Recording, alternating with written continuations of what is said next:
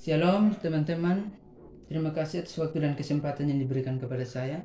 Saya atas nama Albias Kangara, Fakultas Ilmu Sosial dan Politik, Prodi Sosiologi, kelas C semester 1, dengan NIM 2103030080. Di sini saya ingin mereview atau menjelaskan tentang apa yang dimaksud dengan pasar. Nah, di sini saya akan menjelaskan tentang pemahaman saya mengenai pasar. Nah, kita sebagai makhluk Tuhan yang berakal budi tahu bahwa pasar adalah tempat perkumpulannya masyarakat atau orang-orang di dalamnya. Namun tahukah kita apa tujuan-tujuan mereka datang ke pasar tersebut? Nah, di sini saya akan menjelaskan bahwa tujuan-tujuan mereka datang ke pasar tersebut adalah untuk membeli segala kebutuhan hidup mereka. Di antaranya para pedagang mengolah hasil panen mereka untuk diperjualbelikan ke pasar. Nah, hasil perjualbelikan ini mereka gunakan untuk memenuhi segala kebutuhan hidup mereka. Sama halnya pula dengan si pembeli ini. Pembeli datang ke pasar untuk membeli sebuah kebutuhan hidup mereka, untuk memenuhi segala kebutuhan hidup mereka sehari-hari. Nah, di sini selain hasil pemahaman yang saya dapat mengenai pasar, saya juga akan mereview hasil buku terjemahan saya, yaitu Politik Keterlibatan di Pasar Informal. Jadi, administrasi pemimpin pasar anggur adalah model tata kelola yang baik. Pemimpin pendukung berbagai kebijakan yang mempromosikan perdagangan di seluruh dunia. Jadi, misalnya pemimpin pasar secara tidak memihak menyelidiki keluhan pasar, bahwa pasar secara tidak memihak menyelidiki dan menyita anggur yang bermerek palsu. Nah, di luar itu, tanggung jawab si pemimpin pasar ini sangat besar, karena sama halnya dengan pemasok menjual anggur yang buruk kepada pedagang, kepada pelanggan maksudnya, asosiasinya, dan pemimpin pasar akan menyelidiki setiap kasus pelanggan, mengatur pasar terhadap pemasok yang masuk.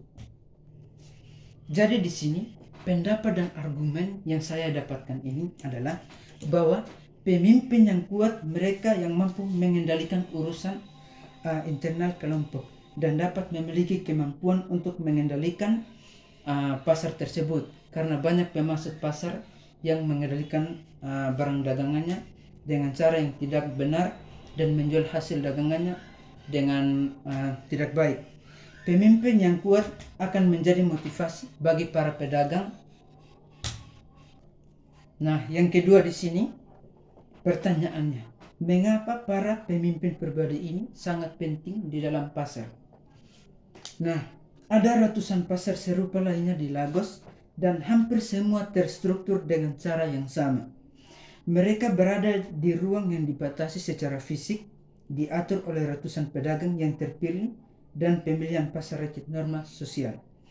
Pasar ini dianggap sebagai penghubung antara pejabat pemerintah. Sedangkan untuk perdagangan di Amerika, lembaga publik secara umum menegakkan kontrak dan melindungi hak milik serta tidak memihak. Ketika supremasi hukum lemah, yaitu ketika undang-undang yang diberlakukan di sana tidak jelas atau tidak wajar, dan kesepakatan ditegakkan secara tidak merata dan tidak efisien, pemerintah tidak dapat diandalkan untuk layanan ini. Penegakan kontrak semata-mata sangat penting bagi pedagang modal terbatas yang harus dapat membeli saham mereka dari pemasok secara kredit. Pedagang dengan bisnis yang tidak terdaftar ini dapat memenuhi syarat untuk pinjaman bank. Nah, di sini perlindungan hak milik adalah layanan berharga lain yang dapat ditawarkan oleh pemimpin kelompok swasta atau tidak diingatkan perkotaan yang padat. Penjualan suatu produk merupakan suatu hal yang sangat penting, karena para pedagang berpikir bahwa mereka akan memenuhi kebutuhan sehari-hari mereka. Jika mereka tidak berdagang, maka mereka tak tahu apa yang akan mereka lakukan. Nah, argumen bagaimana cara ancaman campur tangan negara penopang kebijakan pro perdagangan swasta.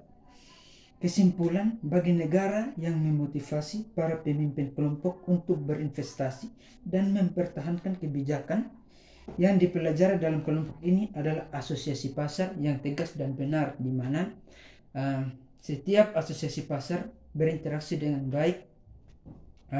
Mengapa ancaman ini membatasi pemerasan pribadi? Ya karena ancaman pemimpin terhadap pemerintah hanyalah kekuatan untuk menimbulkan kepercayaan, melintasi mobilitas anggota untuk memprotes dan memberikan sanksi politis kepada mereka. Nah, selanjutnya, aturan baru untuk politik dalam pembangunan ekonomi. Asosiasi sangatlah penting dan sangat dibutuhkan dalam menumbuhkan sedikit kondisi kemasyarakatan. Pemerintah perlu membantu setiap masyarakat dan ikut campur tangan dalam perekonomian kemasyarakatan. Nah, di sini yang kedua, saya akan menjelaskan tentang asosiasi pasar sebagai gambaran umum. Dari gambaran pasar tersebut, banyak peneliti yang meneliti tentang penentu pertumbuhan pasar. Banyak peneliti yang tidak menyadari bagaimana pasar diatur dengan baik dan benar. Namun, para pedagang yang menjual dagangan hasil pengolahan pertaniannya di sekitar jalan depan toko mencari akses yang lebih baik ke pelanggan agar setiap pelanggan dapat langsung membeli hasil dagangan mereka. Pasar dan asosiasi pasar negara berkembang. Dari asas penelitian pasar di sekitar informal, banyak masyarakat yang menjalankan bisnis perdagangannya, terkhususnya para perdagangan yang berjualan di depan toko dan pedagang pinggiran jalan. Banyak pedagang yang resah akan kedatangannya pemerintah lalu menggusur tempat-tempat perdagangannya mereka. Dan banyak dari para pedagang yang mengeluh akan ditagihnya pembayaran pajak oleh pemerintah. Nah, di sini tadi saya telah menjelaskan asosiasi. Namun kita tahu tidak apa yang dimaksud dengan asosiasi. Nah, asosiasi pasar adalah politik yang penting dari perilaku ekonomi. Karena setiap para pedagang mau agar mereka dapat memperoleh sebuah keuntungan dari hasil perdagangan yang mereka perjualbelikan. Nah, struktur asosiasi pasar di Lagos sangat-sangat luar biasa. Karena sebagian besar pasar di Lagos memiliki banyak komitmen yang penting. Nah, pasar di Lagos ini diatur sedemikian rupa dan berbaris rapi. Nah, mereka mempunyai satu ketua pengurus pasar, yaitu yang diberi nama dengan Bapak Loja, yang mengurus pasar tersebut setiap harinya. Penelitian pada pedagang ini berfokus pada para pedagang, bagaimana para pedagang dapat menjual dagangannya dengan tertib, teratur yang telah berlaku di dalam sebuah pasar yang diatur dengan cara tertib. Nah, di sini di Lagos asosiasi digunakan dengan sangat-sangat efektif. Beberapa pejabat kolonial berpendapat bahwa asosiasi pasar harus terus menyediakan lebih banyak interaksi antara si pembeli, si pedagang maupun si pedagang sendiri, agar sebuah interaksi tersebut dalam masyarakat dapat terjalin dengan baik.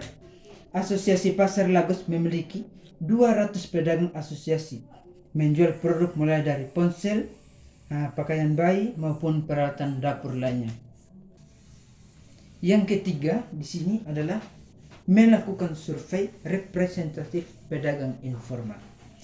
Survei para pedagang informal yang berjualan di depan pertokoan sangatlah tidak mudah, karena banyaknya asosiasi para pedagang yang berjualan bersama membuat pelanggan susah untuk berbelanja.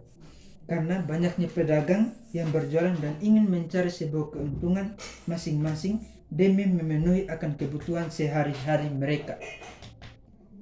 Nah, selanjutnya adalah pemolisian administrasi dalam sebuah survei tentang para pedagang.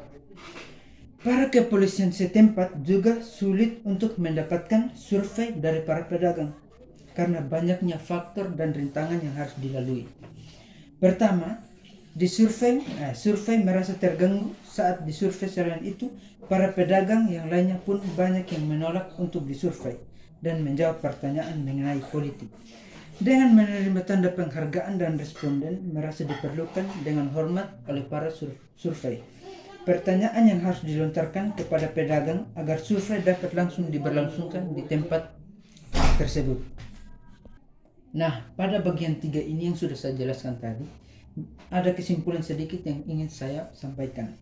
Dalam melakukan survei kepada para pedagang, mereka diharuskan menjawab pertanyaan-pertanyaan yang diberikan oleh para survei, lalu menjawabnya agar survei dapat diberlangsungkan dan dilaksanakan dengan baik. Survei yang dilakukan kepada para pedagang ini harus dalam keadaan siap dan harus dapat mencari beberapa pedagang yang siap untuk diwawancarai atau disurvei. Nah, di sini saya akan menjelaskan tentang bagian yang keempat adalah laut yang tenang tidaklah membuat pelaut yang baik. Teori tata kelola swasta yang baik. Jadi, argumen berfokus pada konteks di mana pemimpin suatu kelompok perdagangan yang dipilih oleh anggota adalah dari suatu anggota tersebut. Artinya suatu anggota diangkat menjadi seorang pemimpin. Nah, birokrat pemerintah bahkan polisi juga akan menghadapi berbagai insentif yang dianggap sebagian besar akan bertujuan untuk mempertahankan pekerjaan mereka. Karena setiap pedagang mengolah hasil dagangan mereka untuk diperjualbelikan agar setiap keuntungan yang mereka peroleh dapat mereka gunakan untuk kehidupan mereka sehari-hari. Ya, di sini selanjutnya saya akan menjelaskan tentang pemimpin yang kuat dan pemimpin yang lemah. Ada 2 tipe pemimpin yang kuat dan lemah. Pemimpin yang kuat dapat mengontrol urusan internal kelompok dan memiliki hak untuk mengadili perselisihan dalam suatu kelompok yang terjadi dalam sebuah kelompok. Pemimpin yang kuat dapat menggunakan kekuatan yang kuat untuk mendahului anggota kelompok untuk menerapkan kebijakan promosi sebuah dagangan dari para pedagang.